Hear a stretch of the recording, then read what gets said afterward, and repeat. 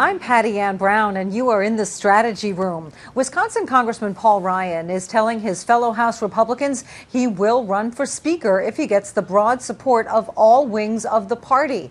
Ryan, who ran for Vice President in 2012, is giving party members until Friday to express their views before he makes a final decision.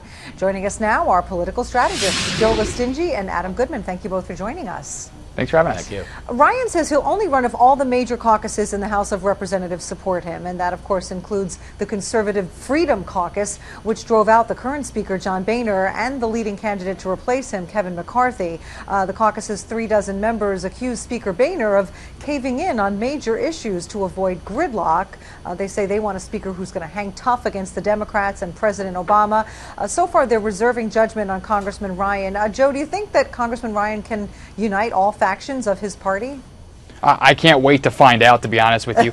The Republican caucus has got two huge looming deadlines, and he did a great job throwing down the first one, which is by Friday, you either tell me where you stand or I'm out. And he's the only member right now that seems to have any support or any hope of getting to this position. So the Republican caucus is in a free fall. He's trying to stop it. From my perspective as a Democrat, I'm watching this wondering what they're going to do when they need to govern this nation, because that's the biggest problem he's got right now, is after he earns the job, he still has to govern, and that's going to be a bigger problem. All right. Adam, one candidate for Speaker, Jason Chaffetz, immediately withdrew to support Ryan. There are still other candidates. Congressman Ryan says he's only going to run if certain conditions are met.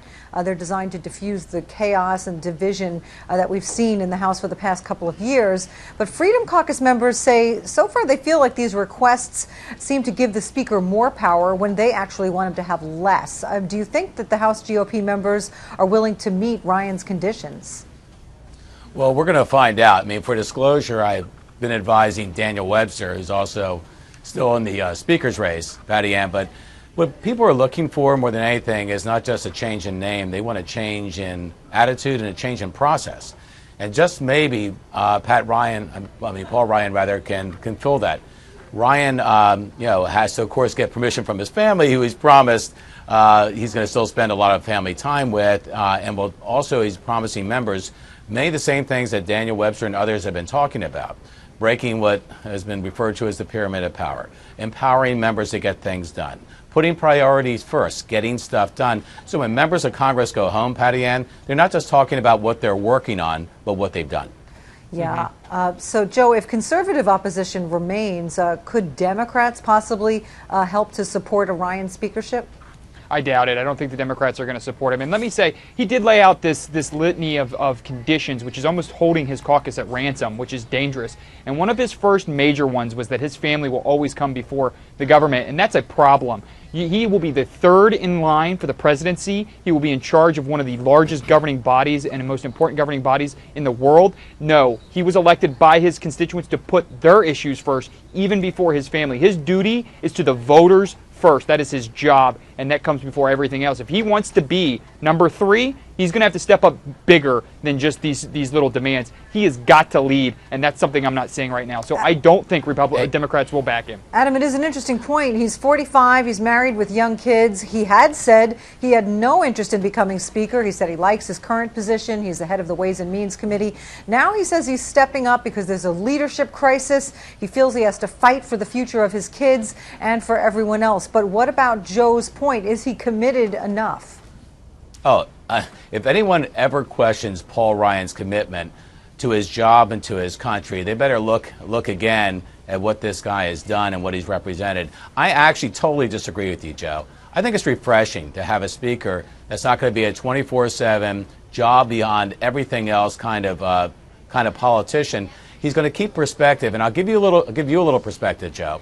In Florida, when Daniel Webster was Speaker, he came into a situation very similar to this, where the House was dysfunctional, the poll numbers were in the tank, and something had to change. And so one of the things he decided was that the members of the House, both Republicans and Democrats, would have some life beyond just their day job, to give them perspective, so they could breathe again, so they could prioritize again and get the things done that were most important. So your idea that a definition of a speaker has got to be a 24/7, straight out, always on the job, always raising money, always on television, always bringing the message. I totally disagree. The American public really wants a real person to lead this country and to help lead this Congress, and in a place where gridlock is really kind of taken over.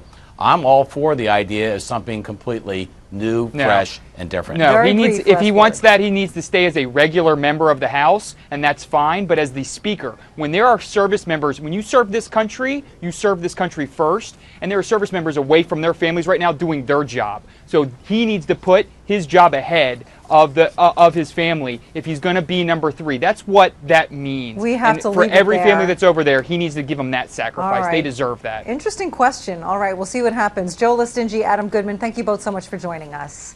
And you can check out foxnews.com for more on this developing story. I'm Patti Browne. Thanks for watching.